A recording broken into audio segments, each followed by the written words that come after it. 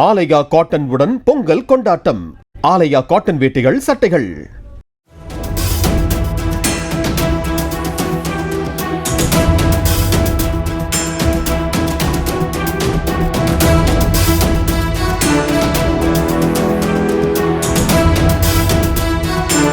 திருவள்ளூர் மாவட்டம் பெரியபாளையம் அருகே திமுக சார்பில் நடைபெற்ற கோலப் போட்டியில் ஒன்றிய அவைத்தலைவரை பொதுமக்கள் முன்னிலையில் டிஜே கோவிந்தராஜன் எம்எல்ஏ தாக்குவதாக கூறப்படும் வீடியோ வெளியாகியுள்ளது.